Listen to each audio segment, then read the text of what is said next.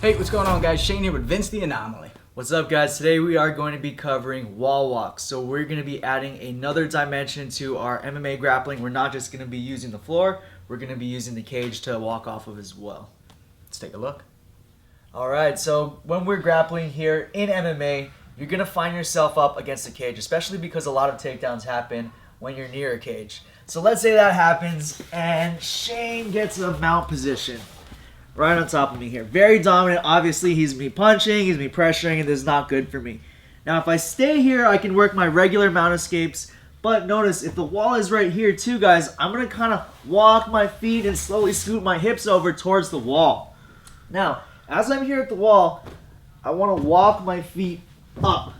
Okay? As I do that, you can already see Shane's starting to have to move around in order to keep his base on top of me. Yeah. Now, what I really want to do, instead of kicking off and pushing off the walls, I want to just keep walking my hips up and shooting my hips at the very last second so that I can knock Shane over. Wow. Okay? Did you have a hard time just staying on top Yeah, there? man, as soon as you start to walk your legs up, instantly I lose my balance and the pressure. Mm-hmm. And then as you continue to walk, yeah, it's just completely bucked. Yeah. And fell off. Yeah, so notice, guys, here, the reason why that works again is my hips are up high. If his hips are on top of me here, once my hips get higher than his, then I can really sweep and push over and get that top position. If I just walk and kick off, I've done nothing. Okay, so let's see that one. If Shane gets on top, I've done a good job of getting my feet towards the wall, but instead of walking my legs up, I'm just going to push off really hard because I feel like maybe I can throw him off of me. Yeah. Shane still sucked. That's probably in a worse position now, right? Because you're not against the wall. Exactly. Now I can do my actual wall walk, and now I really do need an escape mount, just our traditional ways. Right. So be very sure, guys, that when you are here, you're walking up the wall, but you're using your hips to elevate them higher than his, and then you're going to hit that sweep. So this is one I like to hit, obviously if I'm mounted near the wall.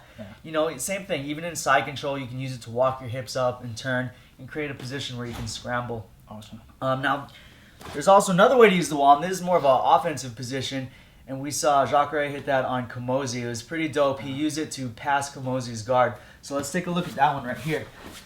You're on your back, and if you guys don't know who Jacare is, he's a great black belt, guys. One of the best ever to compete in MMA and best ever to compete in jiu-jitsu in general. So the dude's just an absolute monster. Yeah. But he got stuck in this position where Kamosi had sort of this like butterfly guard going, and he had an overhook, and he was overhooking this knee, and he was stuck right here on Shane. Now, traditionally, I'm going to have to pass this guard. I'm going to have to stop. I'm going to get around. There's a lot of different ways to pass a butterfly.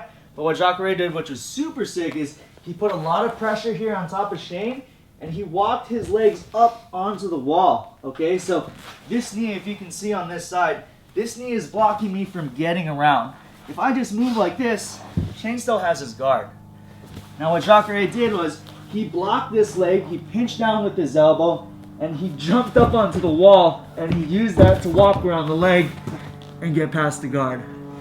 So, pretty sick. Spiderman stuff there. Exactly, Spiderman stuff. The main thing, guys, again, was what did he do with the wall? He used it to elevate his hips higher where they needed to be into a better, more dominant position. So just think of a wall as a way to elevate your hips, and then from there you can kind of let the wheels turn. You can mess around with a friend in the gym and see how you can get your hips higher than your opponents and use it to sweep, use it to pass guard. Just a great tool to use. Awesome. So there it is, guys. That's the wall walk. Don't feel like if you're pinned up against the cage, you're stuck there. Okay, you can use it as a tool to sweep. You can use it even as an offensive weapon as well. You can use it to pass the guard. Awesome. Guys, don't forget, Vince is fighting tomorrow, Friday, November 16th in LFA against a very tough Joe Murphy. If you're in the Southern California area, come watch in person. Link is in the description below to buy your tickets. Otherwise, this fight will be televised on Access TV. Telling you right now, guys, you don't want to miss this one. Vince has been training harder than ever and is looking to keep that undefeated record as he is well on his way to the championship levels. Until next time, I'm Shane. I'm Vince. Fight tips for the underdogs.